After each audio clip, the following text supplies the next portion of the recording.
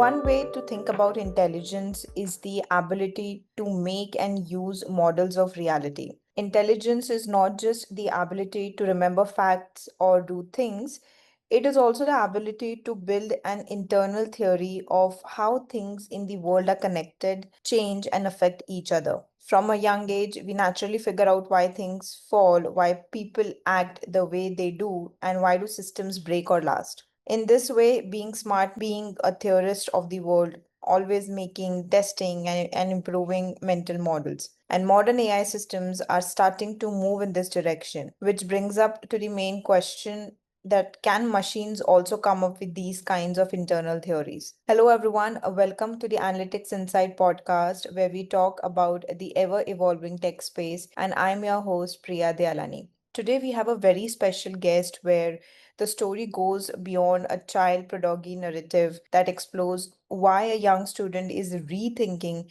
AI architecture with a strong focus on structured reasoning, interpretability, and responsible human machine coordination. Let's welcome Raja Dharma Tej Maddala, who has built an original AI ecosystem, Raja MagRex AI. Hi, Raja, how are you doing? Hello, ma'am. I'm doing great. Likewise, and I think, first of all, a very warm welcome to our podcast today. And I think the kind of conversation that we are going to have today is going to be very interesting, and I'm looking forward to it. So let's start, Raja, by telling more about yourself, your journey, your inspiration, what inspired you to create this AI ecosystem at such a young age. Yes, ma'am. So basically, my journey started with curiosity and about how systems actually work. Like, not just in AI though, but across multiple sectors, including physics and complex systems. And I realized most AI focuses heavily on data and outputs, but not on the structure behind intelligence. So that led me to building Raja MagRex AI, focused on how intelligence forms through interaction, not just generation. So that's my journey and most of my inspiration. Thank you for that, Raja. And, I think there's a lot of depth in that journey, which we are going to uncover in our conversation going forward. Now, building on that, Raja, now, while most teens explore coding as a hobby, you have built a structured AI system, and this AI ecosystem that you have created, it analyzes problems from multiple perspectives before answering, inspired by human collaboration. So, what inspired you to rethink AI through the lens of physics concepts like energy, interaction, and system dynamics rather than traditional data driven approaches? Yes, ma'am. So most AI today is data driven. So basically, what it does is that it predicts based on patterns from the internet and all of that. But in physics, outcomes come from relationships and interaction. So, for example, if you take any physics formula, it comes from a relationship from a certain constant or any sort of thing like that. And that inspired me to think of AI as a system of interacting components rather than just a model producing outputs. Nice. A fascinating perspective, Raja. And I think it really challenges the way most of us have been conditioned to think about AI. What stands out here is, a change in viewing AI as just a data processing engine to understanding it as a living and an evolving system, which is shaped by some of the concepts like, interactions and flows and constraints. And I think this approach of viewing AI from a different lens could also address some of the limitations that we see in purely data-driven models today. Whether it's bias or lack of Yes, ma'am. context or, any brittleness in dynamic environments. Yes, ma'am.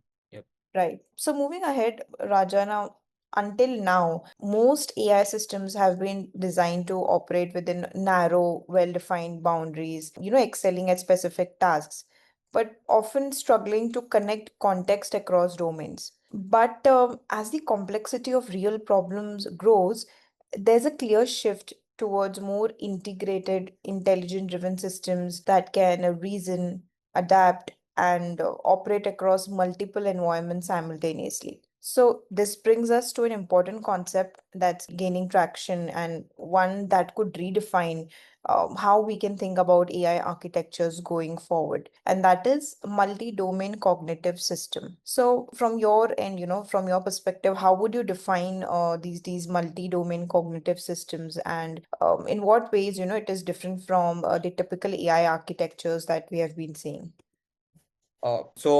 How I would define is that it is how it works is that it has different types of intelligence working together. Like there's one sector such as logic, creativity, ethics, reasoning, way more. So all of those are different types of intelligence and they work together. And the difference would be how I would put it in would be instead of one model doing everything. So basically, these systems following logic, creativity, ethics, reasoning, and much more, these systems would interact and combine their outputs to make the answer more specific or more multi-perspective. So that makes the reasoning more structured. Nice. And I think when we talk about these systems, which are multi-domain cognitive systems, it really feels like we are moving closer to mimicking how human intelligence operates, where contexts travel seamlessly across domains, and learning in one area can inform decisions in another. And I think this could be a very significant leap from siloed architectures that, we have been seeing till date. Yes, And ma'am. and I think with that capability, I think comes both opportunities and complexities. And I would love to, dive deeper into it. Great. Now, when we talk about AI systems, Raja, and as we push AI systems, to become more adaptive and autonomous, so the conversation is no longer just about models and data, but about the underlying dynamics that govern how these systems operate at scale. Now, there's a growing focus on efficiency, sustainability, and the invisible costs of computation. Now, especially as AI workloads, become more complex and resource intensive. In that context, you introduce an interesting idea around energy relationships within AI system, something that, I haven't come across or I haven't discussed in mainstream's conversation. So, what does it mean, energy relationships in AI systems, and how does it contribute or influence decision making or problem solving? Yes, ma'am. So when I say energy relationships, I'm actually talking about the influence of those. So the part where the system matters more for given problems. So like I said before, logic, ethics, reasoning, creativity. So the energy relationship would be different in each of those aspects. And what system would be more specific or more better in that certain matter, more or for the given problem, that changes dynamically. So the AI adapts its reasoning based on the context, where energy relationships and, like I said, the influence would be drastic in each aspect. So that's how I can put energy relationships in AI systems. Great. Just a quick follow-up question here. So, when you're talking about energy relationships, what is something that we are focusing on the energy part? Like, why are you defining that as energy relationships? Yes, ma'am. So, like I said in the previous question, it's about influence. Mhm. So, when we talk about energy relationships, the influence would matter a lot. Right. Right. So the influence would actually have change on the system's type of problem it looks for, or the type of problem the user's looking for to answer. Right. And it would approach in a way that the influence would change on the user. For example, if we take a Mhm. case of persuasiveness, okay. So if a human is try to train the AI in its own way to make it more into the style of the user. Let's say the user wants it to be more focused on education wise. So if a student wants to come up with a certain answer or a certain thesis or anything such as that, influence would be very good in, like, the energy relationship between the question and the answer would be drastic because the AI and the user are having a conversation on the influence about the question and the answer. So the part of the system it basically it gives an answer to the question the user is asking. So there would be an influence from the question to the answer where the perspective of the user may change, or the user may give a certain input from the question to lead it to another perspective. So the influence would change in energy relationships as well. So that's the answer.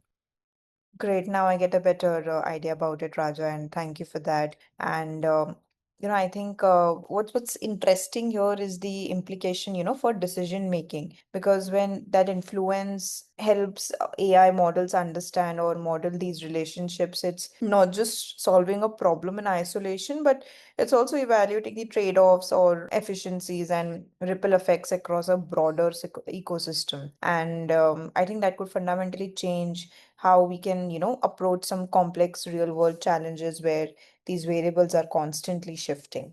Yes, ma'am. I would now like to shift our focus on, the system that you created. So it's like an interstellar cognitive civilization, a conceptual AI-driven cognitive civilization built from 22 cognitive systems, 87 functional modules, 100 smart features, and 108 AI personas, all orchestrated under Neura, a synthetic cognitive operating system. So, Raja MagRex AI focuses on developing intelligence that helps humanity think at civilization scale across climate, health, biodiversity, society, creativity, and ethics. So, can you walk us through, how Raja MagRex AI approaches a problem differently compared to the AI systems that we work with today?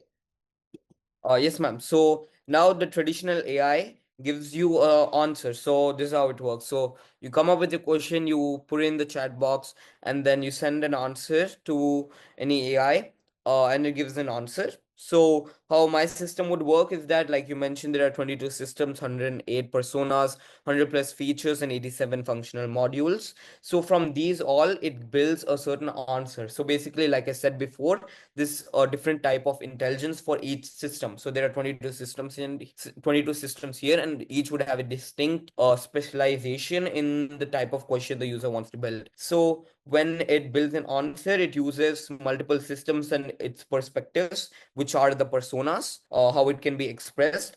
The personas express how the system could think, and then it all combines them before responding, and then that leads to a more structured and reliable outputs. So that's how I would say. Right. Great, great, Raja. Thank you for that. And I think with the system that you have created, it highlights a broader shift we are seeing in the AI landscape, wherein we are moving from rigid, rule-based systems towards more intelligent and self-improving frameworks. And that's where the real value begins to emerge for businesses. Moving ahead, now we have been able to convert a great richness of implicit and explicit knowledge about human civilization gathered through human intelligence into digital format. The availability of personal information gives the voluntary connection of a large section of society to the internet. And the use of AI to outperform humans in games like, chess and other areas like translation is making headlines right now. But if Yes. we go deeper into the emergence of AI has been in the industry since at least the 1980s. So, what is this artificial civilization intelligence, and how do you think it redefines the role of AI in shaping how societies think, decide, and evolve?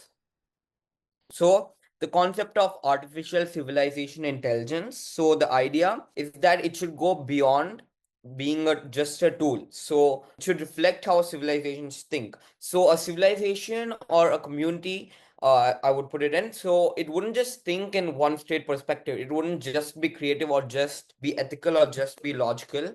It would work in multiple aspects. So that's what I believe. AI should go beyond just being a tool. So it should reflect how civilizations think through logic, ethics, creativity, and long term reasoning. So AI becomes a system that supports complex decision making, and it doesn't just respond. And the civilization intelligence, like I said, it would redefine the role of AI, not only in a way how a society could think and how society could decide or even evolve. It would also help the person who's trying to come up with a certain decision work through different aspects. So it would exactly give not only a certain aspect the user's thinking of. So I can give an example as a scenario. So if a user or the person is trying to come up with an answer to a certain question, and the question would be more vast, more versatile, the AI has to be more versatile to come up with a question that is very vast. So it should be going through certain categories such as logic, first of all, then creative aspect, and then ethical aspect as well. And that's how I think the civilization, how artificial civilization intelligence actually works. Pretty interesting, Raja. And, like you mentioned, I think it's more than viewing AI as just a tool for efficiency. And, we should see it as a force that actively participates in shaping collective human behavior. And, I think if AI begins to shape cultural norms or, economic behaviors, then the question is no longer just what can AI do? But what should it do and who gets to decide that? And I think there's a lot of going discussion around this co-evolution where humans are not just building AI, we are increasingly being shaped by it in return. Nice. So now, of course, we discussed a lot about yourself, your AI ecosystem, and about how artificial intelligence is kind of changing how the entire society can adapt and think about how we are evolving. But again, as these AI agents are getting operated in interconnected environments, new classes of failures are surfacing. Ones that traditional security models can't predict or prevent. Now, recent breakdowns in multi-agent systems have led to financial losses or misinformation loops and safety violations. And these are not from isolated errors, but from the emergent behaviors of interconnected agents. And these failures reflect, system level instability where agents that appear well functioning on their own trigger cascading effects when interacting in dynamic conditions. So, without proper threat modeling, these interactions create blind spots like amplifying errors or exposing data and undermining trust in production systems. So, what risks do you foresee with these highly interconnected and multi-domain AI systems, and how should organizations prepare for them responsibly?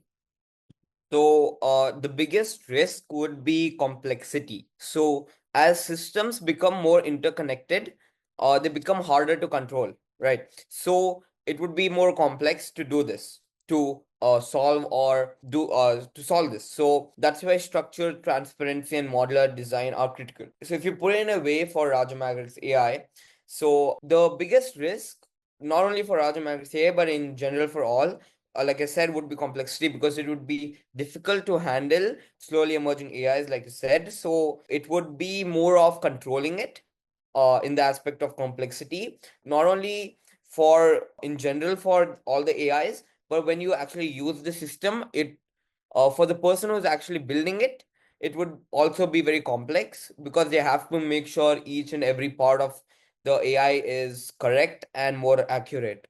So it would be complexity. Right, and I think with what you said, it's also a timely reminder that well, as AI systems are growing more sophisticated and mature, the stakes go far beyond just performance or efficiency. And I think what stands out is the idea that complexity itself becomes a risk multiplier because when systems are deeply integrated, spanning data and decision making or and even real world actions, a single vulnerability can cascade across the entire ecosystems. So it's more about a systemic impact that these AI models are creating. And it's clear that I think when organizations are trying to prepare themselves to deal with such risks, it's not just a technical exercise. You need to have a cultural and a strategic mindset as well in order to rethink how we can approach risk and collaboration and long-term resilience in an AI first world. Yes, ma'am. Great. So, that brings us towards the end of our podcast, Raja. And when we talk about AI, and human intelligence. So this isn't a debate only for researchers. It's becoming a daily reality in the modern workplace. Now, according to Gallup research, nearly 4 in 10 employees say their organization has adopted AI in some form. It's no wonder why, AI can generate at machine speed, turning mountains of data into forecasts and first drafts in a snap. That power comes with limits, of course. We discussed that models can miss context or mirror biases, and they can speak with confidence when the facts are thin. That's why it works best in collaboration with human intelligence, because we people, humans, bring judgment and creativity. They bring the empathy and accountability for decisions that affect people and money. So, if you had to distill your philosophy into one idea, what fundamental shift should people make in how they understand intelligence, both artificial and human? Yes, ma'am. So my philosophy would be that the big shift is this. So intelligence is not just an output, it's a system. So a system of interactions that creates the output. So, and also how we, once we think that way, we can design much more meaningful AI. They would, I mean, one of my philosophy would be that it should be both artificial and human. So, human intelligence is the one that created artificial intelligence. So, we should be more in control of it. And we should be using artificial intelligence as a way we can use it across multiple sectors, not just keep it limited to one. But of course, we have to be in control of it. Definitely. And I think AI is remodeling society greater unexpectedly than we realize. Still, it isn't always as uncommon or particular as, we are every so often made to assume. And what really comes through from this discussion is we are entering a phase where AI is no longer just about isolated intelligence, but about interconnected adaptive systems that can operate across domains while remaining efficient and sustainable at their core. Yes, Well, ma'am. thank you so much, Raja, for taking out the time and effort to be on our podcast today and, giving more insights about your AI ecosystems, of how the Raja MagRex AI works and how you're viewing AI differently. And the idea of multi-domain cognitive systems combined with a deeper understanding of energy relationships signals a shift towards AI that is not only more capable, but also more aware of its operational impact. And it's about building intelligence that can reason holistically, optimize itself continuously, and functional responsibly at scale. Yes, Thank you ma'am. so much, Raja, for your insights. It was lovely chatting with you. Thank you, ma'am. It was really great. Thank you. So, this is for our listeners. I hope you enjoyed today's discussion around a different view of AI, how energy relationships are transforming AI systems, and how can organizations implement them, and alongside tackling the risks that come along with it. And I think if there's one clear takeaway, it's this, that the next wave of AI innovation will belong to systems that are not just powerful but thoughtfully engineered to balance intelligence with sustainability. Stay tuned for upcoming episodes, and you can view all our previous episodes on Spotify and other leading platforms. Thank you so much.